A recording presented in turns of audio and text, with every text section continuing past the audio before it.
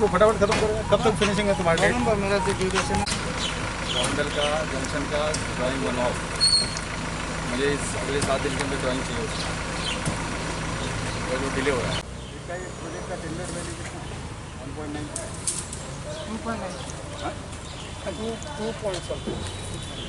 उसको घटा के 1.9 चिंता मत करो।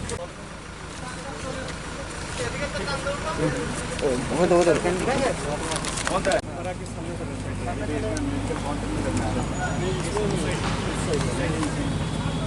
उस साइड में रहेगा ना सर। हाँ, तो यहाँ से लोग उसको देखें। बैठेगा सर, ड्राइंग निकालो ना।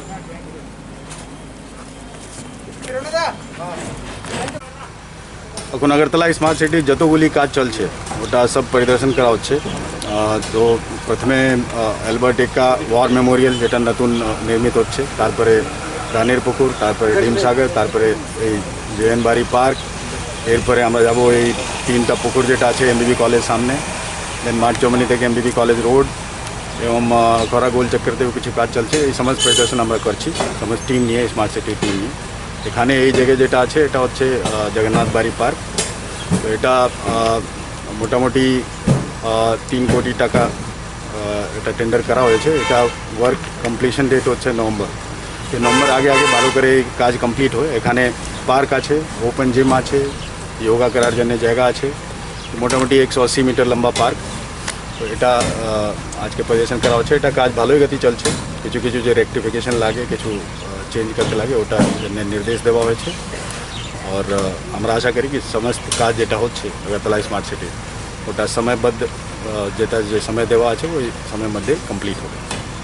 স্যার, দেখা যাচ্ছে যে বৃষ্টি হলে বলে শহরের মধ্যে একদম জল জমা যায়, সেটা সবচেয়ে বিগত 20 বছর যাবত ধরে এই ঘটনা। সেটা সরানোর জন্য কীরকম উদ্যোগ নিচ্ছে? বৃষ্টির জন্য স্মার্ট সিটি থেকে যে যে জল জমা হচ্ছে, স্মার্ট সিটি থেকে অনেক কাজ অলরেডি করা হয়েছে আর কিছু কাজ বাকি আছে। Almost 70% works completed. যেটা যতগুলি যে ড্রেন কভার ড্রেন ছিল ওটা সমস্ত ডিসিল্টিং করা হয়েছে আউটসোর্সিং এজেন্সি দিয়ে, ওই কাজ এএমসি করেছে।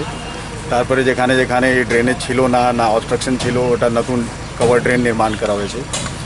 আর 3টা নতুন পাম্প যেটা বসানো হয়েছে ওটা ফাংশনাল আছে এখন। একটা ওরিয়েন্ট চৌমনি, একটা এই বনমালীপুর দিঘি এবং 3rd হচ্ছে ভুতুরিয়াতে। বাকি 2টা এখন টেন্ডার করা হয়েছে, ডিডব্লিউএস ডিপার্টমেন্ট টেন্ডার করেছে স্মার্ট সিটি প্রজেক্টের মধ্যে। একটা গ্র্যান্ডিউজ ক্লাব, একটা কল্যাণী। ওটাও কিছু সময়ের মধ্যে আমার মানে আগামী বছর ওটাও ফাংশন করবে। বাকি কিছু এই পাওয়ার যখন চলা যায় তো এই পাম্পগুলি চলে না, ফ্লাড পাম্প, ওই জন্যে ডিজেল পাম্প 4টা ডিজেল পাম্প কিনা হয়েছে, 2টা এসে গেছে এখানে আগরতলায়। এখন ওই ফিটিং কাজ চলছে। এটা যে পাওয়ার চলে যায় তারপরে জল পাম্প আমরা করতে পারি না, এই প্রবলেমও সলভ হয়ে যায়। এই সমস্তগুলি প্রজেক্ট এখন চলছে।